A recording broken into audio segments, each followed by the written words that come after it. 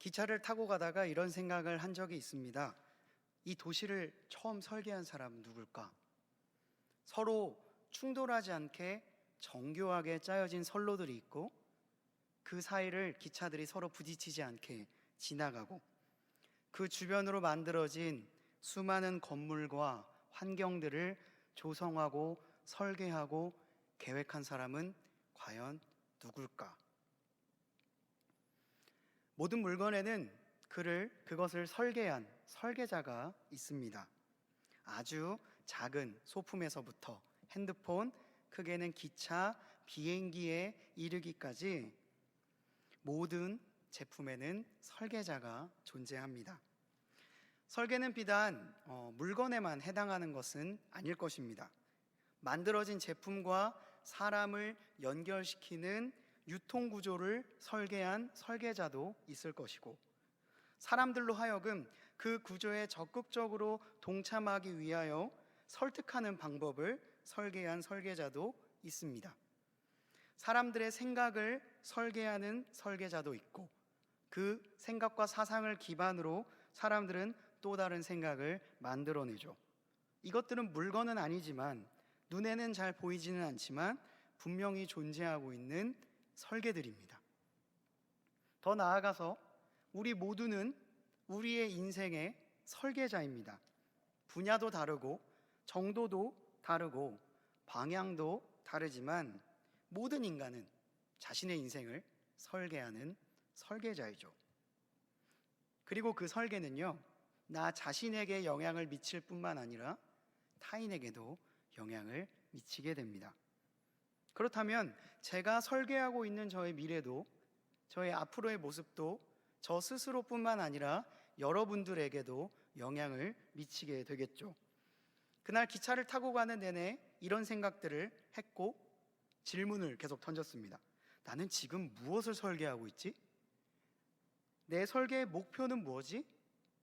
그 설계의 대상은 누가 될까?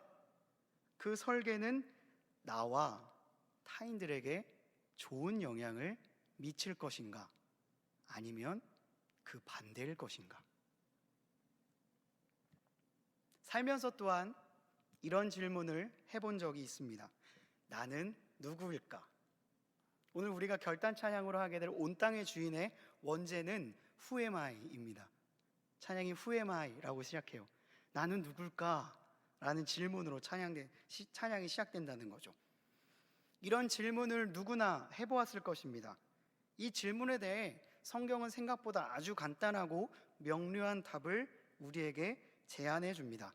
너는 하나님이 만드셨다. 아예 성경에 이렇게 선언하고 시작을 하게 됩니다. 태초에 하나님이 천지를 창조하시니라. 만들다, 제작하다, 창조하다 등등 한국어에도요, 만들다라는 의미를 가진 다양한 단어들이 존재를 합니다. 히브리어 단어에서도 만들다라고 하는 뜻을 가진 동사들이 몇 가지가 있는데, 그 몇 가지 동사가 한 번에 집약되어서 나오는 본문이 있는데, 그게 바로 오늘 우리가 함께 읽은 이사야 43장 7절 말씀입니다. 7절을 우리 함께 읽어보도록 하겠습니다. 시작. 내 이름으로 불려지는 모든 자, 곧 내가 내 영광을 위하여 창조한 자를 오게 하라. 그를 내가 지었고 그를 내가 만들었느니라. 아멘. 오늘 본문에 나오는 야차르, 아사는 형성하다, 행하다, 만들다 라는 뜻을 가지고 있습니다. 그보다 앞에 나오는 동사가 하나 더 있죠. 바라입니다. 바라는 창조하다 라는 단어의 뜻을 가지고 있습니다. 그리고 이 단어는 특별히 인간의 영역을 뛰어넘는 하나님의 창조를 나타내는 단어로 사용되고 있죠. 가장 대표적인 예가 우리가 앞서서 봤던 창세기 1장 1절 그리고 1장 27절입니다. 하나님께서 그의 형상대로 남자와 여자를 창조하셨다. 하나님이 세상을 창조하시고 그중 특별히 인간을 창조하실 때 사용했던 단어가 바로 바라 입니다. 다시 말해 히브리 사람들은요, 인간이 설계하고 그 제작을 할 때 쓰이는 단어와 하나님께서 설계하시고 제작할 때에, 즉 창조하실 때 쓰이는 단어를 구분해 놓았다는 거죠. 이 단어의 구분은 단순히 의미의 구분뿐만 아니라 인간의 영역과 하나님의 영역이 구분되어 있다는 것을 표현하고 있고, 또한 하나님의 창조와 인간의 설계가 구분되어 있음을 우리에게 말해주고 있습니다. 저는 설교의 서두에 우리 모두가 우리 인생의 설계자라고 말씀을 드렸습니다. 그런데 설계자인 우리 모두는 반드시 기억해야 될 한 가지 사실이 있는데, 설계자인 나를, 그리고 우리가 사는 이 세상을 설계한 분이 있다는 거죠. 무신론자들은 그 설계자를 우연이라고 부릅니다. 유신론자들은 그 설계자를 큰 의미로 신이라고 부르죠. 그리고 유신론자 중에서도 기독교인, 우리는 그분의 이름을 하나님이라고 부릅니다. 어느 설계자를 부르건 간에, 어느 설계자를 따르건 간에 모두가 인정할 수밖에 없는 한 가지 사실이 있다면 바로 그분이 가진 설계와 인간이 가진 설계의 차이입니다. 인간은 참 실로 위대합니다. 유구한 역사를 거쳐오면서 정말 많은 것을 만들었습니다. 발전해왔고, 그러나 한 가지 확실한 한계가 존재를 하는데, 인간은 창조의 영역에 포함된 인간 자체와 자연의 질서는 설계하지 못합니다.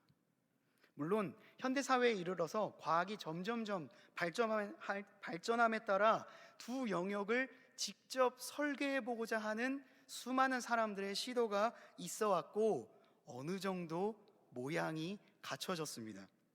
그러나 이것은 언제까지나 모방일 뿐 창조에 이르지는 못합니다. 시간이 흘러서 이것이 성공하게 된다면 그 대가는 그 자신뿐만 아니라 모든 인간이 고스란히 치르게 될 겁니다. 우리의 설계가 반드시 나 스스로와 타인에게 영향을 미치듯이 하나님의 영역과 나의 영역을 차이가 아닌 차별이라고 생각하면서 그 영역에 발을 딛는 그 설계는 인간 사이에서는 놀라운 기술의 발전이다 라고 추앙받을 수 있겠지만, 결코 스스로와 타인에게 마냥 좋은 설계로만 기억되지는 않을 겁니다. 창조는 하나님의 영역입니다. 이사야 43장 1절은 이렇게 말씀하고 있습니다. 너를 창조하신 여호와께서 지금 말씀하시느니라. 이것을 인정하는 것이 오늘 말씀을 이해하는 첫 번째 단추이자 성경이라고 하는 너무나도 놀랍고 귀한 세계를 열 수 있는 열쇠가 될 것입니다. 하나님의 창조를 인정하는 것은 표면적으로는 세계를 구성하는 설계자가 있다는 것을 인정하는 게 될 겁니다. 그러나 본질적으로는 그 설계자가 우연이 아니고 수많은 신들 중에 한 신이 아니고 유일하신 하나님을 인정하는 것이 될 것입니다. 한 가전제품이 있다고 가정을 해봅시다. 이 제품 안에는 많은 부품들이 있죠. 그 부품은 하나도 버릴 것이 없이 모두가 다 소중합니다. 적어도 그 제품이 너무나도 작을지라도 이 제품에 부품이 없으면 이 제품은 움직이지 않을 거예요.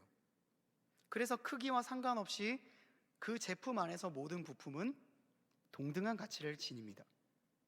만약 조금이라도 부품 간의 규격이 안 맞거나 부품의 모양이 설계자의 의도와는 다르게 생산되었다면 이 제품은 뭔가 삐걱거리면서 움직일 거예요.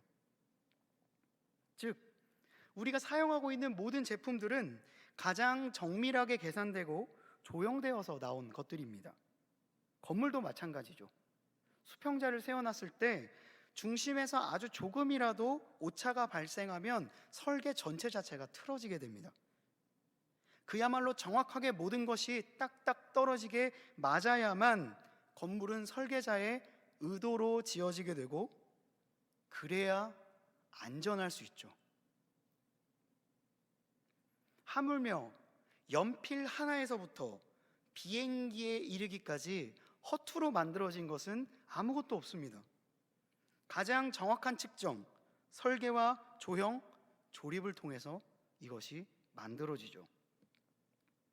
작은 물건도 그러한데 이 물건을 사용하고 고안하고 설계하며 직접 만들고 있는 인간은 어떨까요? 이 지구와 우주는 어떨까요? 이 인간과 자연을 설계한 분의 설계는 얼마나 정교할까요? 인간이 만드는 물건도 이렇게 정교한데 그 물건을 만드는 인간을 만든 분은 얼마나 더 정교하고 세밀할 거라는 말입니다. 커피 좋아하시는 분들은 커피 내리는 게 굉장히 철학이 있죠. 정확한 온도, 방법, 순서에 따라 내려야만 우리의 휴식에 더욱더 큰 풍미를 줄 수 있는 맛있는 커피 한 잔이 내려집니다. 하물며 커피가 그럴진데 우리 한 명 한 명의 생명은 그 얼마나 소중하고 정밀하게 만들어졌겠느냐 말입니다. 그 어느 누구도 설계자인 하나님께서는 그냥 만들지 않았고 크기와 능력에 상관없이 모두가 존귀하며 동등한 가치를 지닙니다. 사람이 참으로 신비한 게요, 그 어느 누구도 똑같은 지문을 가지고 있지 않습니다. 손가락 끝마디에 있는 곡선이 만드는 무늬가 지문이죠. 이 지문은 평생 변하지 않으며 모든 사람이 다 각기 다른 지문을 가집니다. 제가 찾아보니까 심지어 유전자가 동일한 일란성 쌍둥이라고 할지라도 지문이 다르다고 하더라고요. 작은 상처가 나도 지문의 모양이 바뀌거나 변형되지 않습니다. 다시 아물면 원래의 그림으로 찾아가게 됩니다. 모든 사람이 다 다르기 때문에 이것이 개인을 식별할 수 있는 코드가 될 수 있는 거죠. 이 작은 지문만 봐도 여기에 있는 우리 모두는 각자 다르게 만들어졌습니다. 어떻게 이게 가능하죠? 이 영역은요, 인간의 영역을 초월하는 겁니다. 하나님은 정교하게 사람을 만들었습니다. 인간이 만드는 모든 정교한 물건들은 하나님이 창조하신 그 모든 것의 정교함에 비할 수 없습니다. 인간이 만든 아름다운 건축물은 하나님이 창조하신 자연의 아름다움에 비할 수 없죠. 인간이 만든 아무리 비싼 기계도 하나님이 창조하신 한 사람의 생명에는 비할 수 없습니다. 인간이 만든 모든 것은 돈으로 살 수 있을지 몰라도 하나님이 만드신 인간의 지정의는, 그로부터 발생하는 모든 경이로운 것들은 돈으로 절대 살 수 없습니다. 한 사람이 가진 가치를 서술하라고 한다면 지금까지도 계속 이야기했는데 하루 종일 이야기할 수 있을 겁니다. 저를 바라보는 아이의 눈 안에 우주가 담겨 있다고요. 그 깊이를 우리가 쉽게 가늠할 수가 없는 겁니다. 모든 사람은 그런 존재입니다. 물건에는 가격과 등급이 있을지 모르지만 적어도 이것은 사람에게 적용되지는 않습니다. 왜냐하면 하나님이 창조하신 것이기 때문입니다. 에베소서 2장 10절은 이렇게 말씀합니다. 우리는 그가 만드신 바라 그리스도 예수 안에서 선한 일을 위하여 지으심을 받은 자니, 여기서 만드신이라는 단어에 사용된 헬라어가 포이에마입니다. 얼마 전에 한번 말씀드린 적이 있죠. 이 단어에서 영어의 포엠이 등장을 했고 시라는 단어가 파생되었습니다. 이처럼 여기 계신 한 분 한 분은, 영상으로 보고 계신 한 분 한 분은 한 편의 시와 같은 아름다운 분들인 거죠. 레고 조각 하나만 보면 아무 의미가 없어 보입니다. 하지만 이 조각이 없으면요, 레고는 절대 완성되지 못합니다. 즉, 한 조각도 의미가 없는 조각은 없는 거예요. 하나님의 조각인 여러분들도 그렇습니다. 그 누구도 예외 없이 하나님의 귀한 창조물입니다.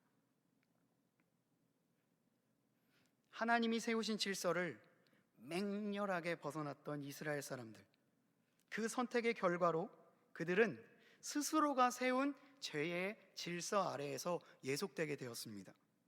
물건처럼 사람의 가치가 똑같이 나눠지기 시작했고, 하나님이 강조하시는 가치는 휴지통에 버려졌으며, 인간의 존엄은 바닥으로 떨어졌습니다. 그 가운데 선포된 말씀이 이사야 43장입니다.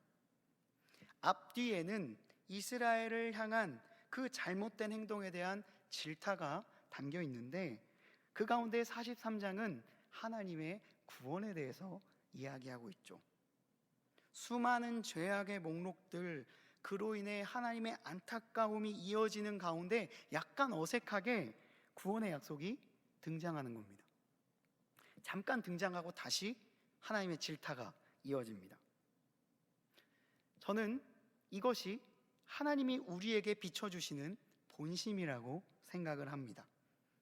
패역한 이스라엘을 향한 질타는 자녀가 죄에 물들어가는 모습을 바라보며 그 모습을 안타까워하는 부모의 표현이 기록되어 있는 거죠.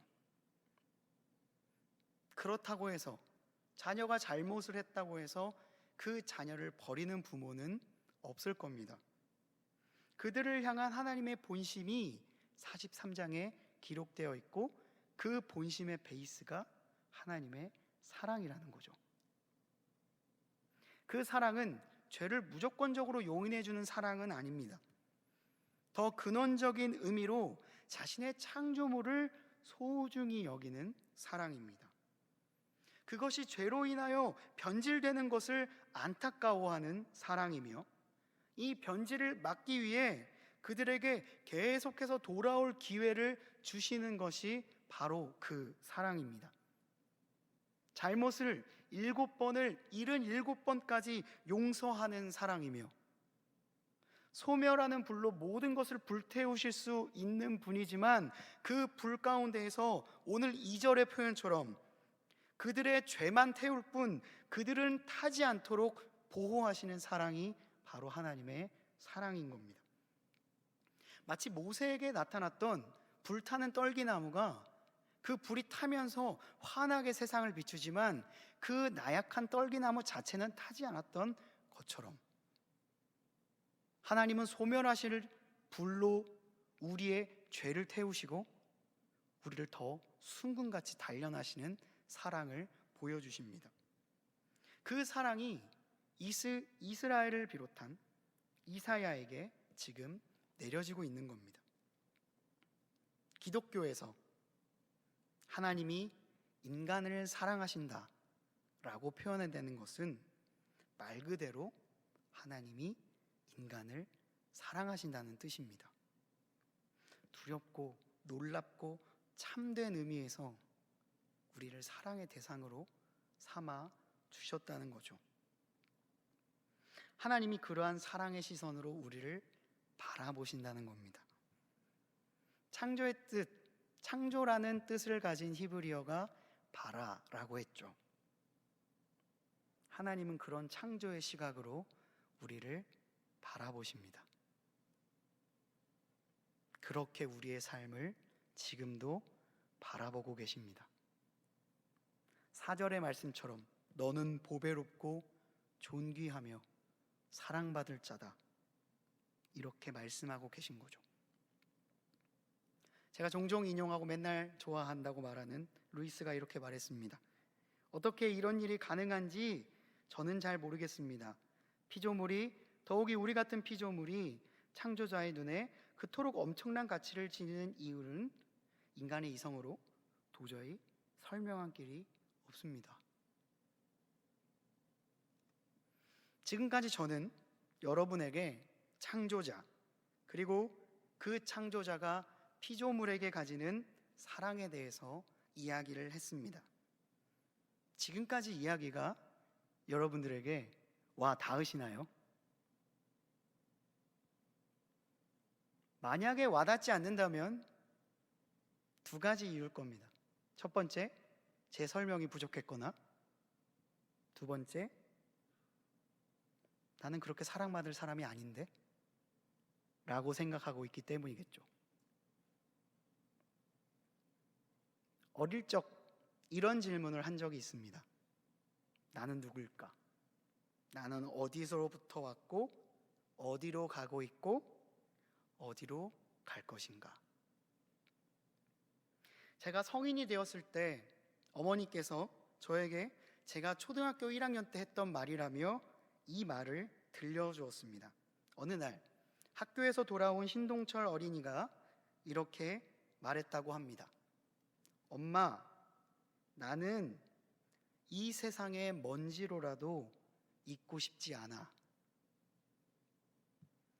저는 기억이 나지 않습니다. 제가 특별히 문학적이어서 이런 표현을 했을까요? 잘 기억이 나지 않아요. 근데 어머니 말로는 그랬다고 합니다. 어머니가 이 말을 듣고 정말 심각하게 며칠을 고민했다고 하시더라고요. 참 야속하게도 저는 기억이 안 납니다. 생각해보니 정말 그랬을 것 같아요. 지금 제 딸이 저에게 와서 이거랑 똑같은 말을 했다면 저는 아마 밤잠을 설치며 고민했을 겁니다. 식음을 전폐하며 이게 무슨 말인가? 애가 왜 이런 말을 하지? 라고 생각했을 거예요. 초등학교 1학년인 신동철 어린이에게 뭔가 힘든 일이 있었던 것 같습니다. 관계가 깨어졌을 수도 있고, 무시를 당했을 수도 있고, 뭔가 하고 싶은 일이 있었는데 실패했었나 봅니다. 그러다가 나는 누굴까? 나는 어떤 존재일까? 라는 생각을 스스로에게 던졌고, 나는 쓸모가 없구나. 저 흩날리는 먼지보다도 못하네. 라는 결론에 다다랐나 봅니다.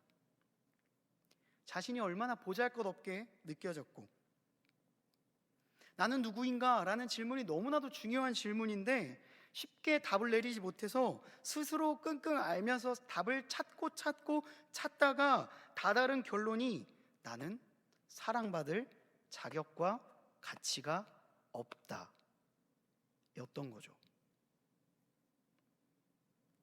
성인이 된 지금 어머니에게 이 말을 들으면서 제 마음이 참 아프더라고요.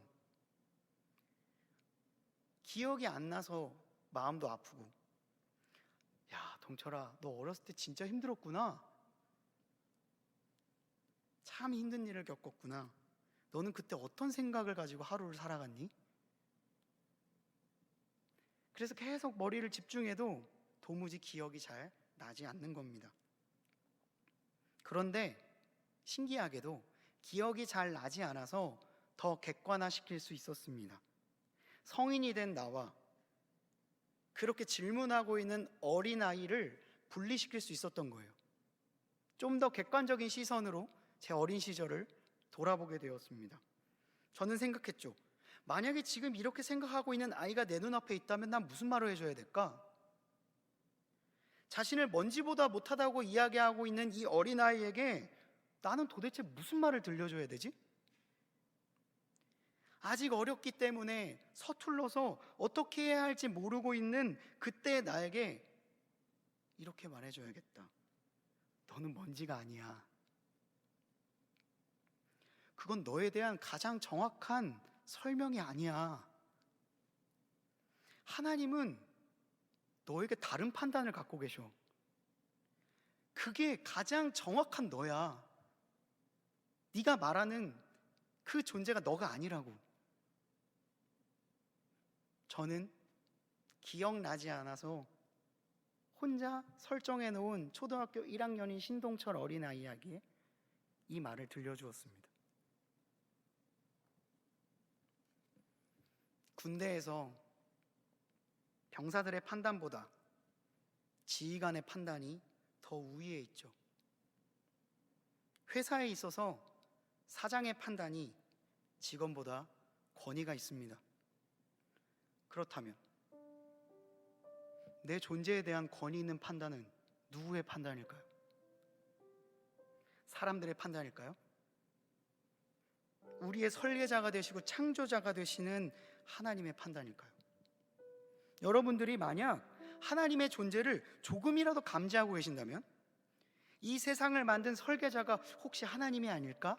라는 생각을 조금이라도 하고 있다면 적어도 이 판단에 있어서는 사람의 말보다는 하나님의 판단이 더 권위가 있다는 것도 인정해야 할 겁니다.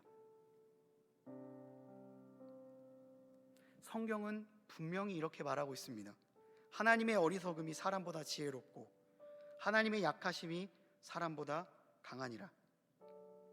우리를 향한 가장 정확한 판단은 우리를 지으신 하나님이 내리시는 판단입니다. 아무리 사람들이 나를 판단한다고 할지라도 그것보다 더 근원적인 판단은 나를 지으신 하나님의 판단입니다. 그 판단이 더 우선되며 더 정확합니다.